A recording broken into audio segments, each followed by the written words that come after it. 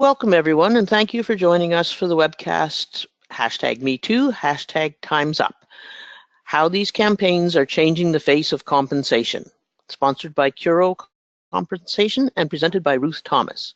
Before we begin, I'd like to remind you that this webcast has been pre-approved for HRCI credit and can also be used for SHRM credit.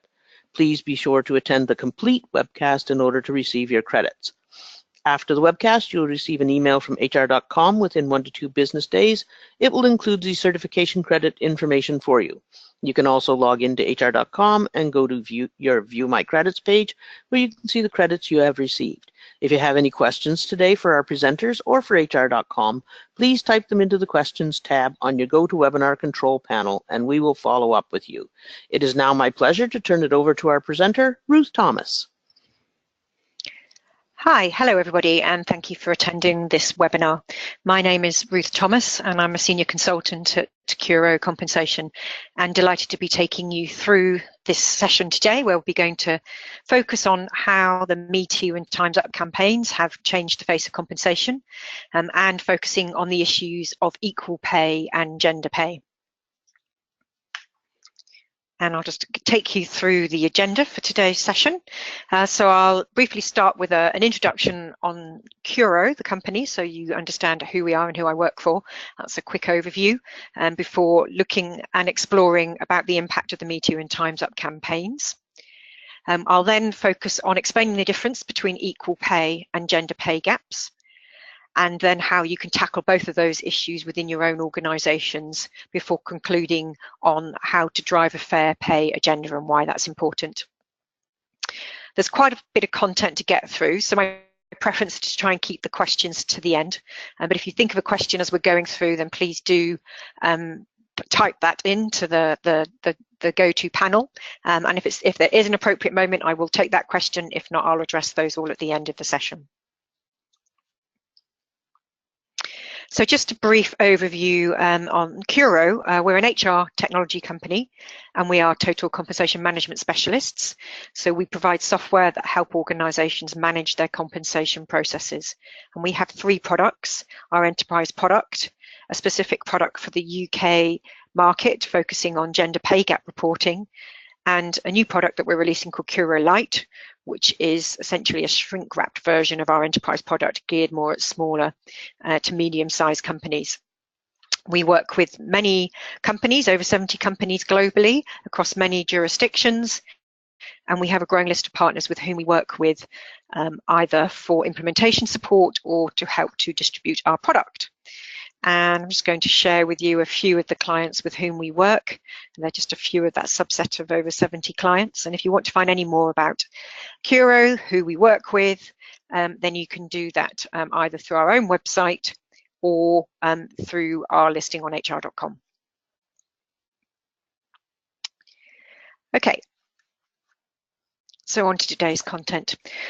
Well, there was a huge response globally to the #MeToo, #TimesUp campaigns, and much of which highlighted concerns about the prevalence of sexual harassment across all areas of employment and industry. But it also served as a catalyst for re-evaluating how women are treated in the workplace more generally.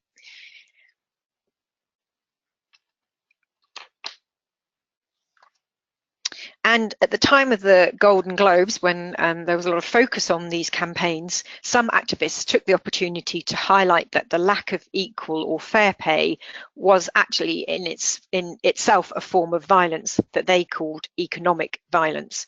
And I think some commentators have responded since to say, you know, that probably demeans the overall issue of sexual harassment in the workplace, but it was an important point that they were trying to make about equal pay. And at this time, they also highlighted the reported pay disparity between Mark Wahlberg and Michelle Williams for the money they received to reshoot the scenes for the film All the Money in the World, and put that up as an illustration of gender equality in Hollywood. And we know that since then, obviously, Mark Wahlberg has agreed to donate the $1.5 million he made for the reshoots to the Time's Up campaign, when compared to the $1,000 that his co-star Michelle Williams received.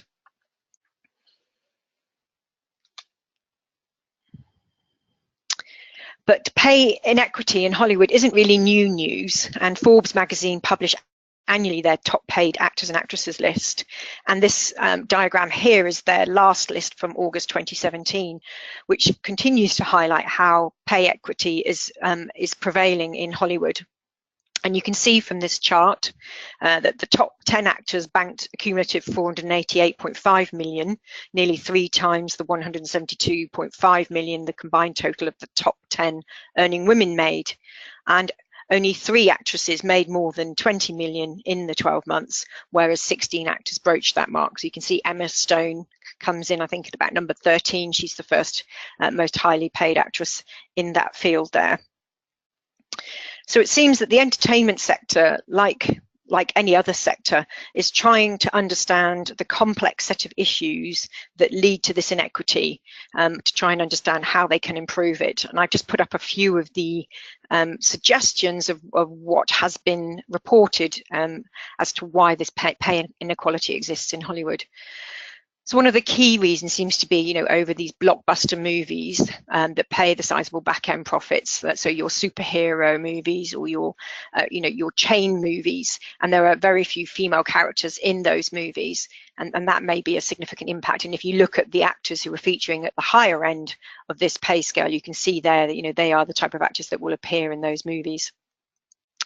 We know very much there is a lack of female representation across the entertainment sector. I mean, not just the entertainment sector. I'll talk later on in this session about how that impacts many sectors. But a lot of talk around, particularly around the Oscars last weekend, around the lack of female representation, particularly if you look at directors or, all roles on film sets.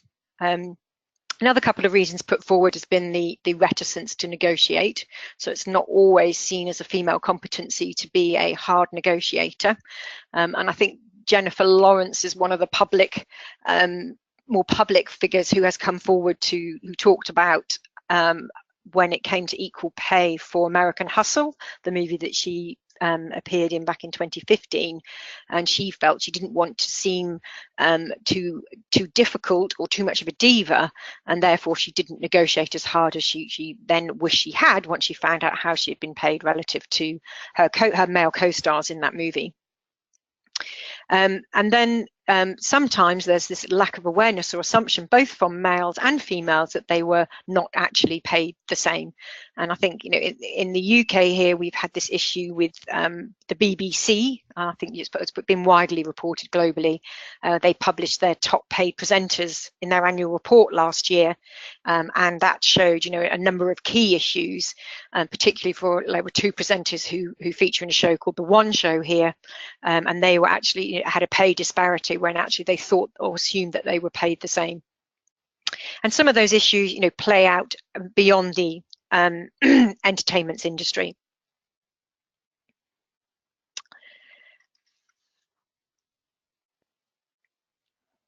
But when it comes specifically to highlighting equal pay in Hollywood, it was actually Patricia Arquette back in 2015 when she won Best Supporting Actress for her role in Boyhood, who used the platform of her acceptance speech to highlight the issue of equal pay.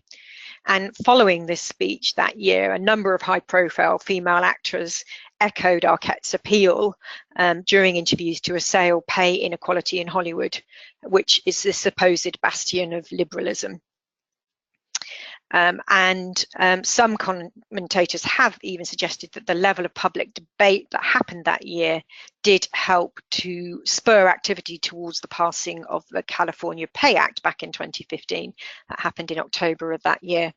Again, that may be a dubious link, but it was felt that a lot of this high-profile these high-profile women speaking about the issue did raise the awareness generally amongst the public.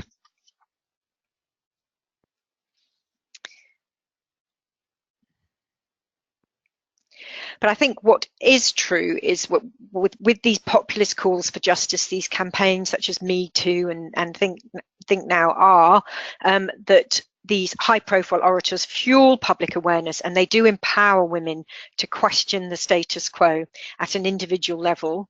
They also get business leaders thinking about what is going on in their own organisation, and even investors. You can see here, I'm just putting up a few sort of articles that have appeared in the press over the last year or so.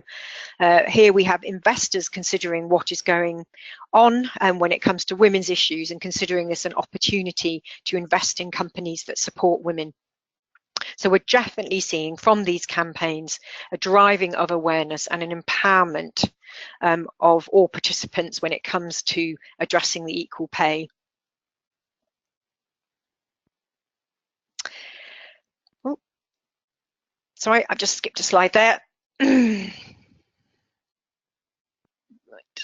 I don't know, Hester, can you just skip me back 2 or 3 slides there?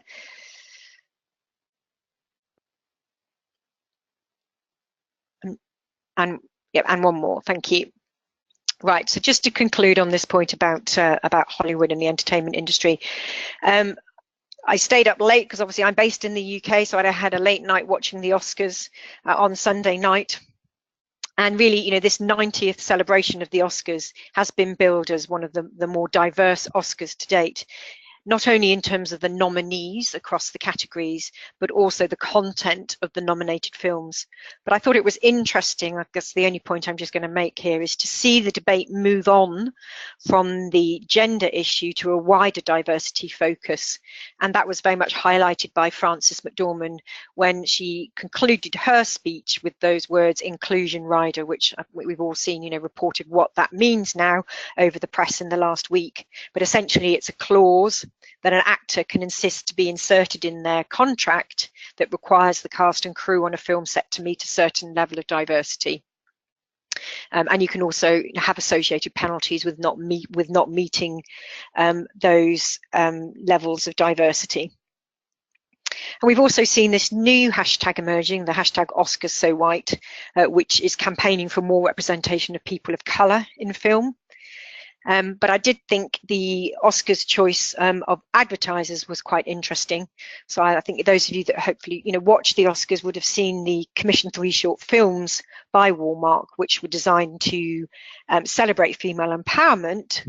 But as a company, we all know they are not without controversy when it comes to equal pay, because they're one of the companies that have the biggest gender discrimination lawsuit aimed against them. So I thought that was quite an interesting choice. But this whole debate in the entertainment sector is very public, and so it does fuel awareness. Okay, so I've mentioned both equal pay and gender pay, and most of the headline grabbing articles that we read tend to use the two terms interchangeably. But they are very different concepts. And if you're serious about tackling pay equity both within your own organisation or across society more generally, then I think it's really important to understand the difference between them, what some of the underlying clauses are, and how you can tackle them. So that's what I'd like to cover next. So let's look at equal pay versus gender pay. So equal pay, for many of us, is a legal requirement for employees to be paid equally for the same or similar work. And I'll move on to that definition a bit later of same or similar or comparable work. But for most of us, we've had employment law legislation around for nearly 50 years. But the legislation is definitely evolving in this area, mainly around that definition of equal work or comparable work and what that really means. And we're seeing a shift from comparing equal work to one of substantially similar work, closing what some legislators describe as a loophole that made it very difficult previously for women to prove pay discrimination when we were focusing purely on equal pay for equal work. So gender pay gaps, well, they measure the difference between men and women's average earnings across an organisation or labour market, and it's not currently illegal. There are a few countries. We have the UK, Australia, Japan, Germany and Sweden. So there are a small handful of countries that do require employers to publish calculations annually showing the gender pay gap. But we don't have any general law anywhere saying that you must close your gender pay gap, for example. So to explain the difference a little bit further between equal pay and gender pay, I've borrowed this infograph from the Barclays Bank Gender Pay Gap report for the UK that they published recently. And this company, Barclays Bank, they reported the largest median gender pay gap of all of the UK's biggest banks at 43.5%. So if you're not aware, companies in the UK with over 250 employees are having to publish their gender pay gap data by the 5th of April this year. And only about 1,700 employers of the estimated 9,000 qualifying companies have actually reported. And what each company has to do is to publish their data on a government website called the Gender Pay Gap Viewing Service. And many are also including a narrative report in order to help put their figures into context.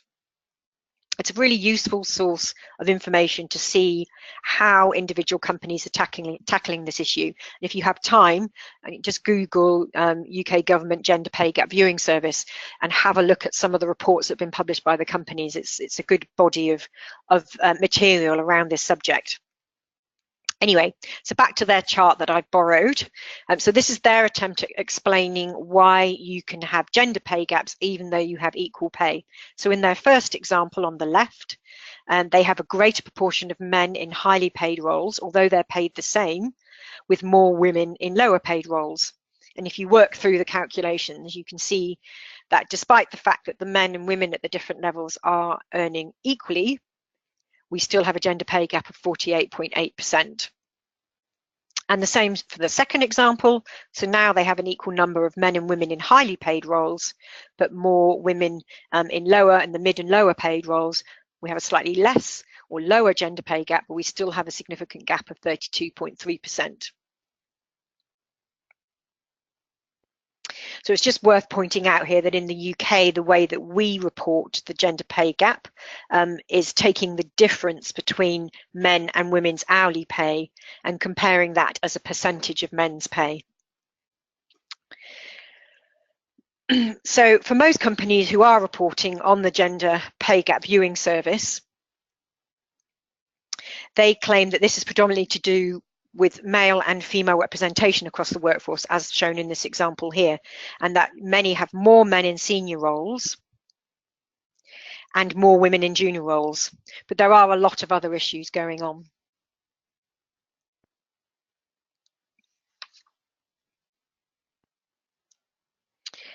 And I'm just going to follow that up with a few more statistics about the gender pay gap. In the UK, the data is nationally managed by the Office for National Statistics, and they've released their provisional data for April 2017, and which is showing that the full-time equivalent pay gap for between men and women, that men were paid £1.32 more an hour, so now 9.1%. So that's the yellow line in my chart here.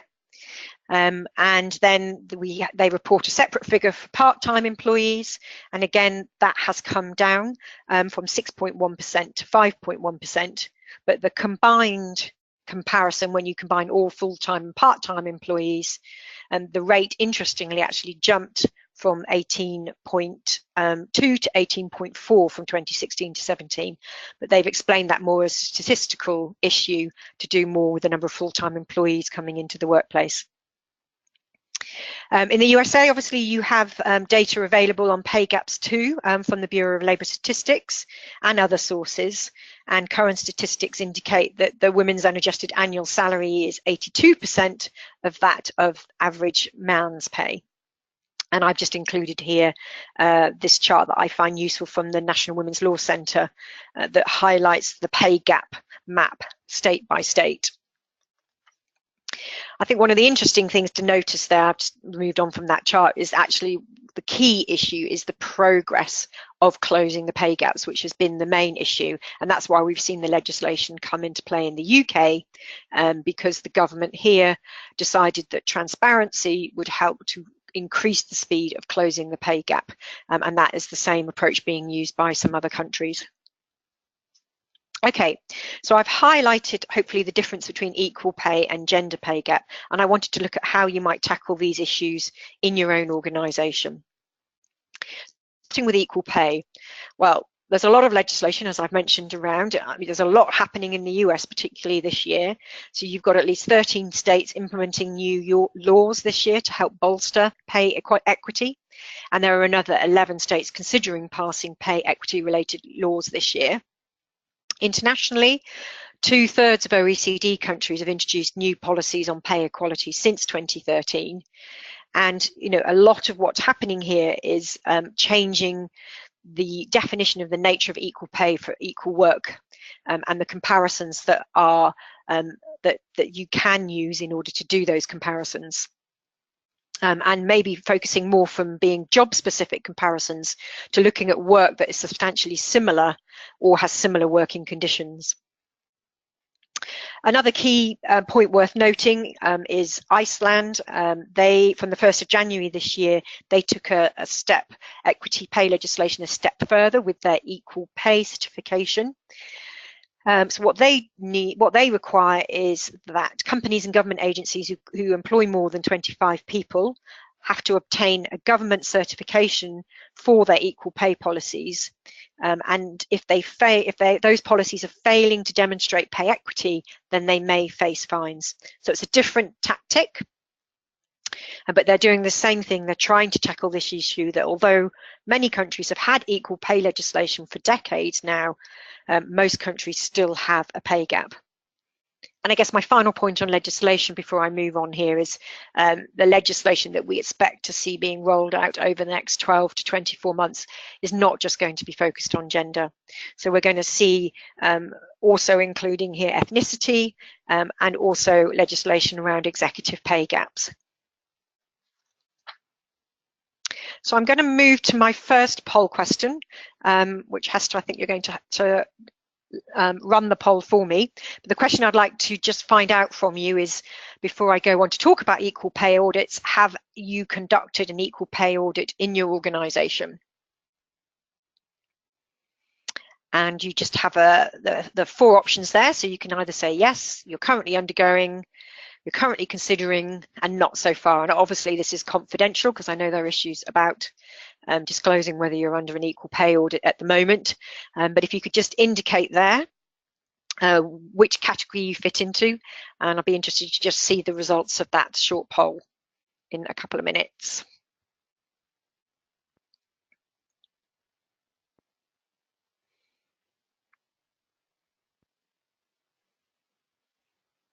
Okay, so just to let you know the results of that, we have, yes, so 26% of you have conducted an equal pay audit. That's quite a healthy number, actually. It's probably more than I was expecting.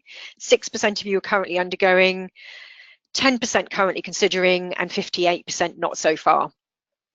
So that's kind of the results that I was expecting. I think there is a lot of uncertainty.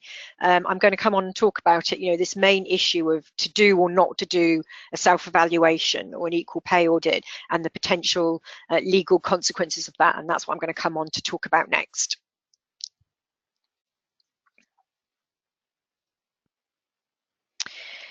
So when it comes to tackling equal pay in your organisation, I'm suggesting there are 4 key steps that you need to consider. Firstly, establishing a job levelling approach and making sure that you hang off from that fair and transparent pay policies, that you can consider conducting an equal pay audit or self-evaluation, and that you take action and continue to measure the outcomes from that process. So let's talk about job evaluation first. Well, it's important that we have some form of job levelling approach, and it's important to establish a robust, consistent, and interestingly there, the word gender neutral method for assessing and comparing the value of jobs. So when it comes to gender neutral, what you need to consider in your evaluation system is that the job factors that you're using are non-discriminatory, both from sort of obvious discrimination points, but also from indirect discrimination. So for example, if you are using experience as one of your job factors when it comes to valuing jobs, and that experience includes continuous length of service, then that may discriminate against women because they tend to have breaks, obviously, in service due to childcare. So you need to carefully consider the factors that you're using, or if you've been using a scheme for a while, reevaluate those factors for bias to make sure that you have, you can achieve this gender neutral method for assessing jobs. Now, I know introducing job evaluation or job leveling is not a simple approach, and many job evaluation systems or methodologies historically have been very complex, particularly those point-based systems. And I'm a big believer that we're moving into this more agile workplace, and therefore we probably need a more agile form of job classification approaches. So I'm a proponent of job classification versus points-based job evaluation methodologies. I think they're more relevant for today's workplace, and they do allow for some consideration on skill content, which is really my next point. So job evaluation, very much historically has tended to focus on the job, but we are seeing, more focus on how important the skills you have and how you deploy them in the job have an impact on the success of your role or how you succeed in the job. And particularly for more complex roles where the skills you bring to play are really important, it can be hard to size these roles. So you need to think about that and the type of organisation you are and the type of jobs you have as to what type of approach is best for you. So once you've successfully implemented a job levelling system, then you need to think about your fair pay approach. Or even if you don't have a job levelling system, you need to think about having some clear pay policies that are transparent to all the participants in that process. So that means making sure that everybody, managers, employees, HR, can understand the approach that you are setting for the organisation, and they can understand how people are awarded pay elements and how they can progress through the pay system. Because a transparent pay system really avoids uncertainty and also perceptions of unfairness, and can also help reduce the risk of an equal pay claim. And when reviewing your pay systems or structures, it's worth considering some of the less obvious aspects that I've listed here. So we often forget about thinking about the eligibility rules, for example, for reward elements. So sometimes, there may be indirect discrimination involved in those. So for any pay element that you have a look at the eligibility rules and consider whether anything there could be precluding portions of the population from being able to achieve those reward elements. This issue around starting salaries, having a look at starting salaries coming into the organisation and taking care not to import pay discrimination from elsewhere. That's one of the key reasons why we're seeing some of the US legislation where we have this issue of salary history not being disclosed during the recruitment process coming into play. I think it's a really important point. I'm going to talk a bit more later about the issue of gender bias in the market. You want to have a look at the rates of progression for pay in your organisation and whether men and women are progressing equally, and if they're not, try and identify what the causes of that, and have a look at the distribution of your performance-related pay. Wherever you have discretion in reward, that leads to greater subjectivity, and that's where we always tend to see the biggest differences from a gender pay comparison perspective. So, have a look in your organisation at those processes. And also consider the impact of market forces. Now, if you want to go down this route, I know conducting an EPA or self-evaluation is a sensitive subject, and doing one obviously has legal consequences in terms of disclosure, but I do think it's important, and I'm just going to quickly run through sort of the 5 key steps to get you successfully through an equal pay audit. So it starts with collecting your employee data and your pay data, and then analysing that data to identify any disparities. Establishing whether any of those disparities are justified by any of the legitimate factors under the legislation that applies to you, and then trying to review and understand any of the unexplained pay disparities before then, setting yourself an action plan to adjust those. So once you've collected the data and done the analysis, it's important to look at where the disparities are occurring and identify those that are justified or not. Some of these will be obvious, and some will have to be considered, as I said, carefully relative to the legislation that you are required to comply with. So in the US, different state laws allow for different permitted factors, as do different international pay equity laws. But they generally cover the ones that I've listed here. So a system that rewards seniority, merit systems, systems that measure the quality or quantity of production, geographic location can sometimes play a part, as well as general training and experience, and sometimes travel. If in the US you're operating as a multi-state employer, it's worth conducting, first of all, under an equal pay audit, a federal analysis to see first if your pay practices are in line with the National Equal Pay Act and Title VII of the Civil Rights Act. But consider also then doing separate analysis in the jurisdictions that have their own pay equity legislation. I know it's a tricky balance that you have to take there. Once you've validated any pay disparities that are justified, then you need to look at those that are unexplained and consider the reasons for them to help you formulate your action plan. And I've again listed, some of the common unexplained pay disparities that occur.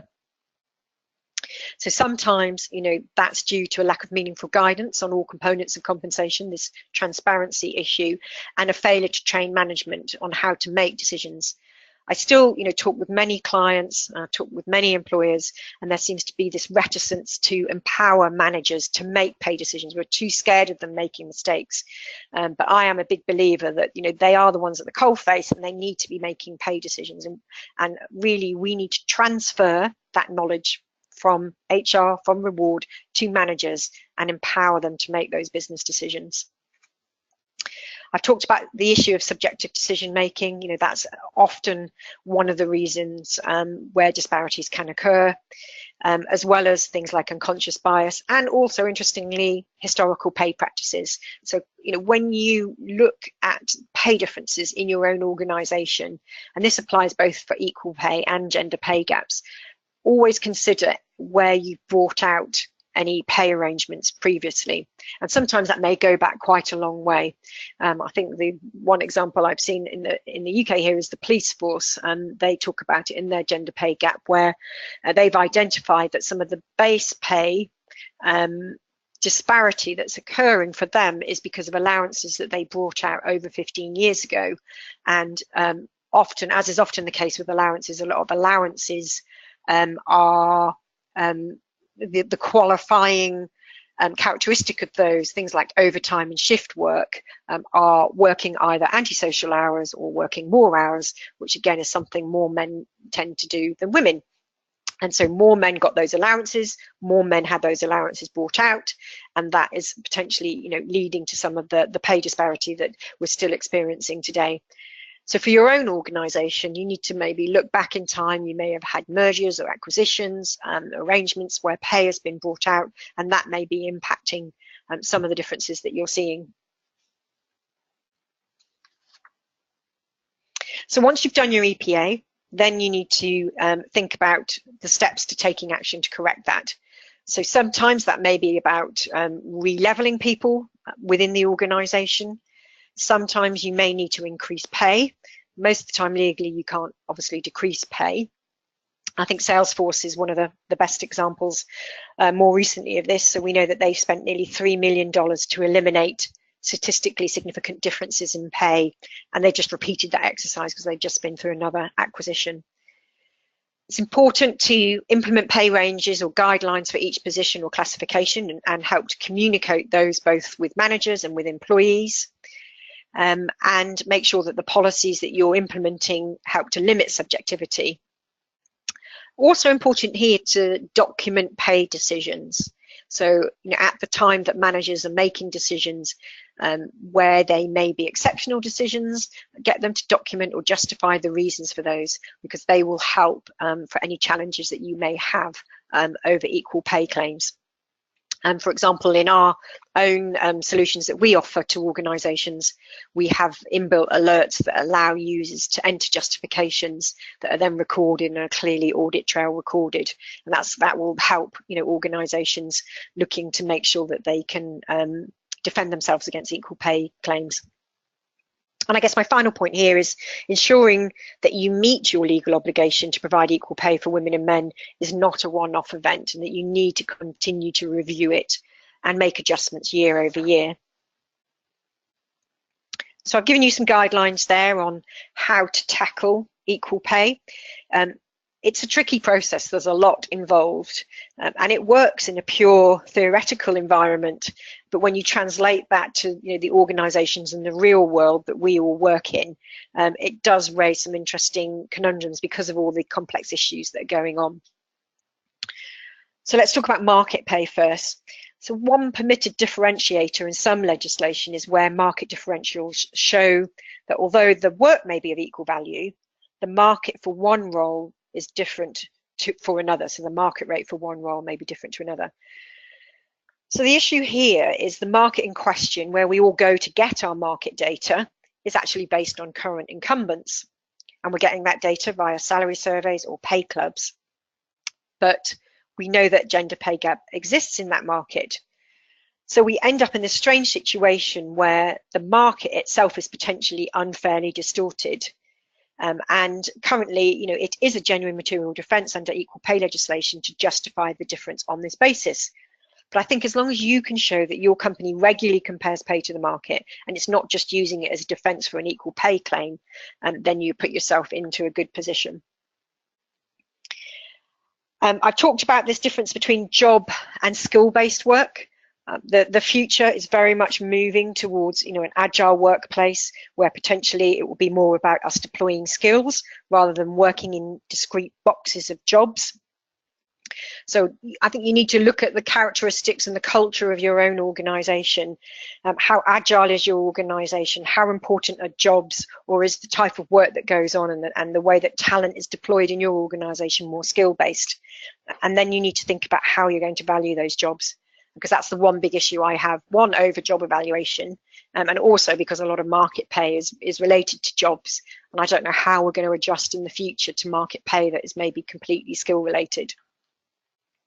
And I won't repeat myself here. I've mentioned, you know, this delicate balance that you have to take in the US between state and federal law, and, you know, making sure that you are able to meet your requirements under those different legislations. Okay, so I've talked about the equal pay, and now I'm going to move on to talk about the gender pay gap. Now, for me, measuring the gender pay gap is a lot less complex, the calculations involved, but the underlying issues that cause the gender pay gap, I think, are bigger issues. They are more complex, and they're often societal and cultural driven rather than just being specific organisational issues. And we have this issue when we look at the gender pay gap of explainable and unexplainable differences. So there are some consistent themes that arise when people explain why they have a gender pay gap in their organisation or nationally, but there are also some unexplained factors. And I'm just going to share this graphic with you from the UK Office of National Statistics. So this is from that recent report that they published in January for data back to April 2017. Now this chart is where they take the overall national pay gap statistics, and they're trying to break it down to explain what factors may be causing that. And the ones that they list here are fairly common when, you know, you as an organisation try to approach this reporting process as well. So age definitely has a big part to play. We see consistently that women, once they get to childbearing age, the pay gaps start to grow at that stage and continue probably until sort of late 40s. Tenure or seniority has a significant part to play. So the fact that we have a lot more male employees at senior levels of the organisation or with longer levels of service. The issue of the difference between full-time and part-time employees has a significant contributing factor. So we tend to find that part-time pay generally is lower than full-time pay, and more women work part-time, and they tend to be engaged in lower paid activity for that part-time work. Occupational segregation is a big issue here, and I'll talk a bit more about that later on.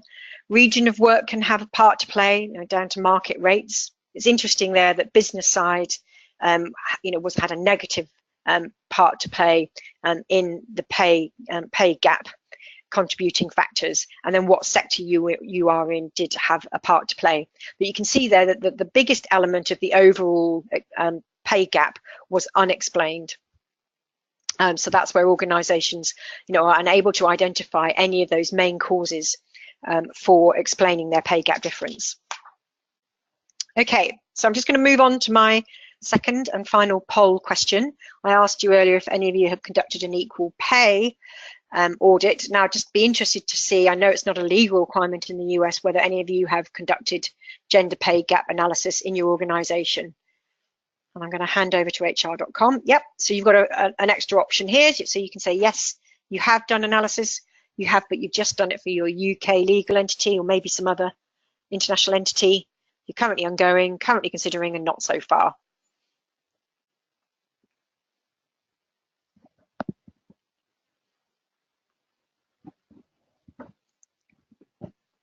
Okay, so let's look at the results of that poll.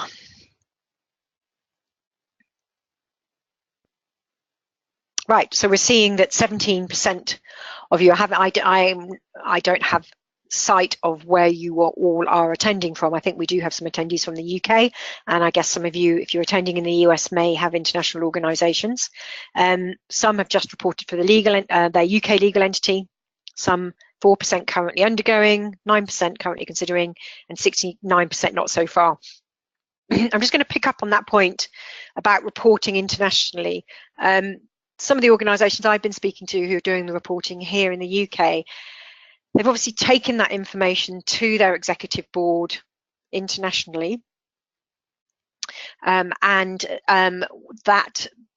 that has raised questions from the executives about, well, if we're looking at this just for the UK where it is a legal requirement, what are we doing, across the board? What are we doing holistically across the organisation globally?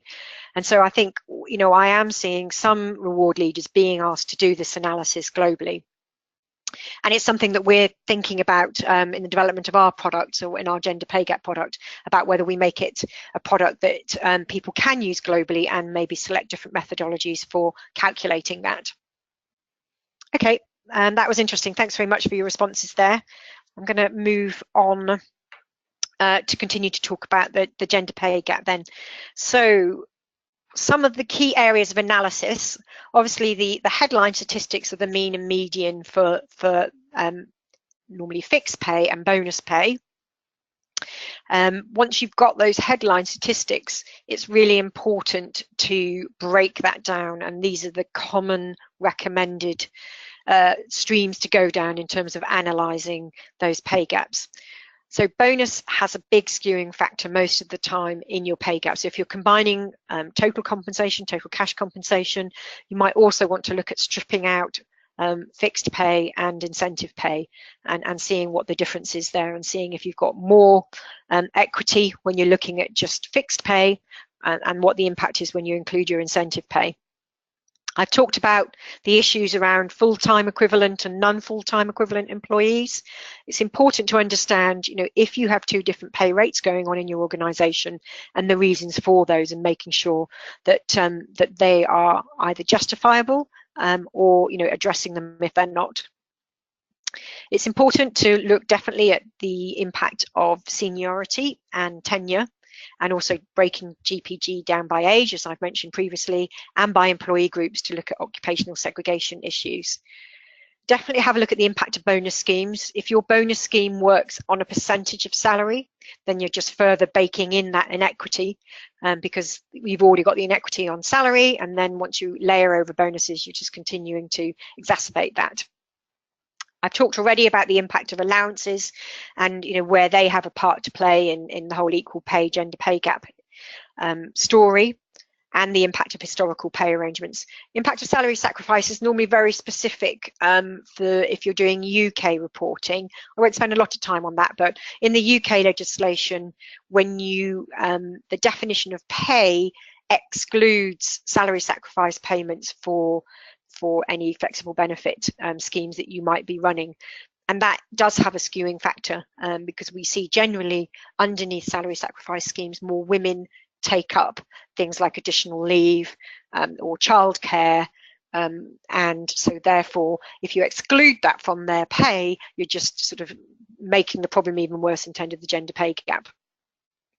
And then it's also, again, worth looking across all your pay policies to see what may be, causing some of those issues. And when we look generally, I'm listing here, some of the typical issues that are causing the gender pay gap. And these are not organisational issues, these are societal issues. So we have the stereotypical representation of men and women and what man's work looks like and what women's work looks like.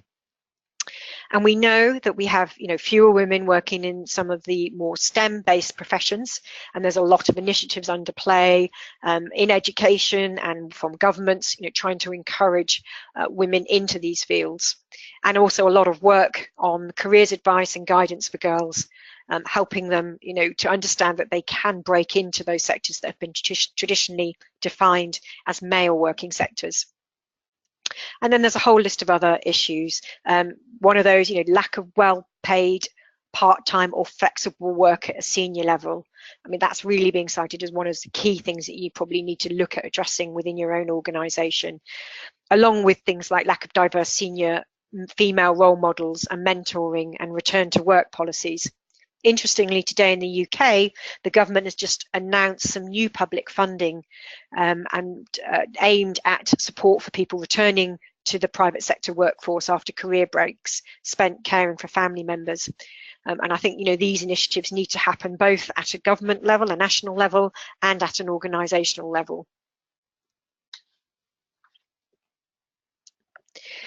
Then, when you've done all your analysis on GPG, then you need to think about building an action plan and getting buy-in to that action plan, because some of that may involve, funding, and it may involve cost. So you need to get senior executive buy-in.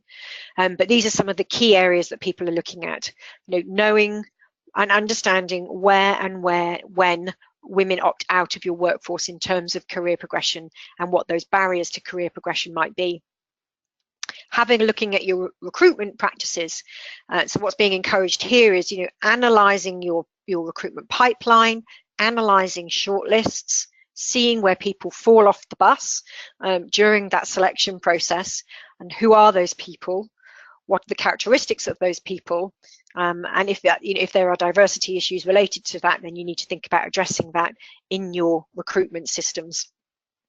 Looking at the options and whether you can make them available, flexible work options available in your organisation. And then this big issue of addressing unconscious bias. It's a whole topic on its own. I'm not going to go into that in any detail here. Well, I talked about some equal pay conundrums, and I'm going to mention a few from the gender pay gap perspective. I often hear, one of the key issues about why women or female talent there is this lack of female talent is apparently, due to the different choices that women tend to make throughout their careers. And I would really question that, is it really a matter of different ambitions or different career choices that we make? Or are we facing a much more systematic problem that permeates the whole of society? And I think that's something we all really need to ask ourselves. Is it really just a matter of choice? We all have equal pay. It's just about the numbers. So as I mentioned, in a lot of the reports that you will read from the companies who have done the gender pay gap reporting in the US or internationally, they explain that gap away by male female representation, and they often all say, we are an equal pay employer, but we still have this pay gap. And while they are different, I've explained how they're different in this session, they are intertwined, and I don't believe that a lot of those organisations do have genuine equal pay all the time. And reporting on a global basis, I mentioned that when we were looking at the polling question. I think it's an interesting move. I think we'll see more organisations looking at doing that in order to understand, you know, what the issues are around equal pay and gender pay in their organisation. Okay, so hopefully I've given you a good overview of the issues of equal pay and gender pay gap. And for me, really, I just wanted to conclude about why driving a fair pay agenda is really important, not just for legislative compliance reasons. There are many benefits to employers to equal pay or reducing pay gaps. And there are various studies, including the often quoted McKinsey study, that shows that companies that embrace diversity are able to gain higher market share and increase their competitive edge when it comes to accessing new markets. And really, you know, we do know that diverse views make for better decisions and can help to drive a high performance culture. And today, one of the biggest concerns for organisations globally is not having the right talent to run and grow their businesses. And workplace equality can help to keep that front of mind for businesses, for governments and for regulators and society generally, because it will help to ensure that we can encourage vital talent that will drive the future success. And really, when you start to look at fairness and reward, it's another one of my favourite topics, it really isn't just about gender. This link between fairness and reward is critical when you're looking at the issues of employee engagement and employee retention around reward. There's a lot of research that supports the theory that the reasons people leave an employer for reasons relating to pay are not over how much they were paid, the absolute value of it, but over the perception of whether they were paid fairly relative to their peers and to the market. And I love this study that was done by PayScale. It was done back in 2015 and published in the Harvard Business Review. But it highlighted the difference in employee perceptions of how they are actually paid and how they perceive they are paid. And you can see here, you know, people that were paid above the market, well, 35% of them thought they were being paid below market and 45% of them at market, and only 21% of them believing they were paid above market. And if we flip that to the bottom end of the scale, the people that were actually paid below market, we could see there was quite a lot of consensus there. I think there's a lot to do there with the fact that, you know, I think none of us actually think that we're paid enough, and, you know, no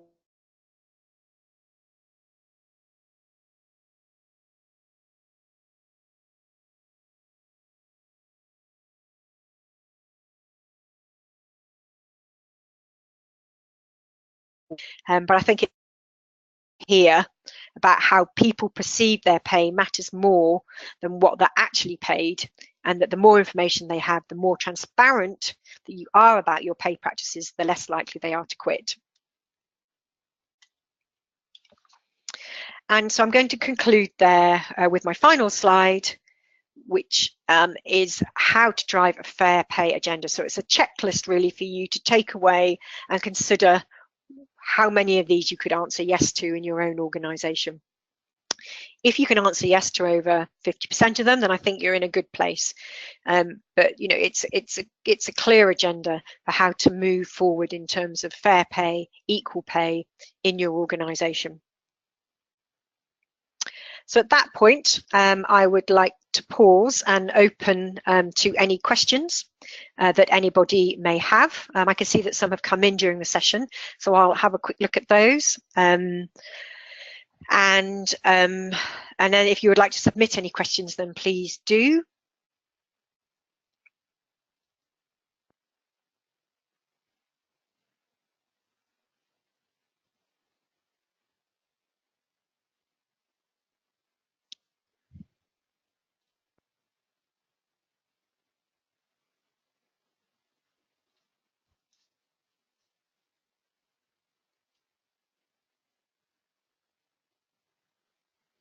Okay, so I've got one question that's come in. It's about the gender pay gap. And someone has reported that if they look at their FTE gender pay gap, it drops by about 10% compared to the figure that we need to report. I guess that's interesting around the figure that they need to report. I'm not quite sure what that question, I don't know, maybe if the person that submitted that question, could you just enlighten me a bit there in terms of of why you need to report a specific figure.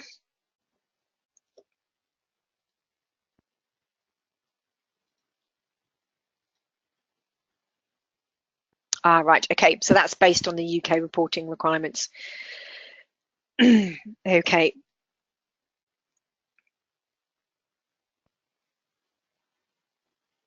So I think you will, when you do break out, I think it showed that earlier when I showed the national statistics, when you break out your FTE from your from the combined full-time and part-time equivalent, it is a lot less, and that is because of the skewing factor between FTE and part-time play.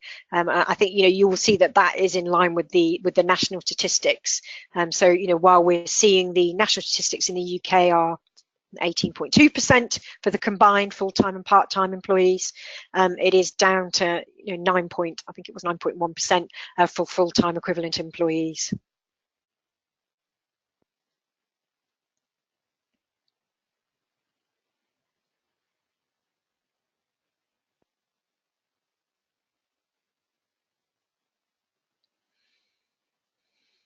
Okay, and another issue on that gender pay gap that's come in is really, they've described it as a challenge rather than a question. It's just saying that maybe part-time people are not paid less than full-time. It's the way that you have to report it for the UK gender pay gap calculation. Well, I think on the ordinary pay calculation underneath the legislation, there is factored in whether people are full-time equivalent or not. The issue is around bonus pay, where very much under the UK legislation, there is not the opportunity to prorate that pay for people that have been out during the performance year or are not paid on a full-time basis. And that is another of the underlying, and there are many skewing factors in the way that we have to report the actual values underneath the UK legislation.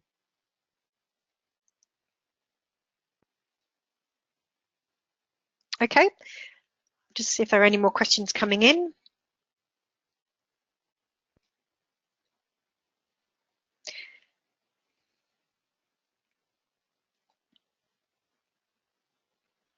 Okay, so someone's asked if we're comfortable with fair pay within our organisation, should we be branching out to view the market? And I think that's definitely a very good question and reflective of those concerns that I expressed during the session around market pay. I know it's something that the market data providers are looking at themselves in terms of how they tackle this, and in terms of looking at where that disparity is being continued in the market. And I think it is worth challenging your providers to see what they are doing about that. The other aspect I would challenge them on is also what they're doing about skills-based work as well for the future. I know it's a big challenge for them, and because they have established these methodologies for job sizing and for relating market pay to them, but where there are some allowances for skills-based pay, but that's another big challenge that's coming down the line when it comes to market data.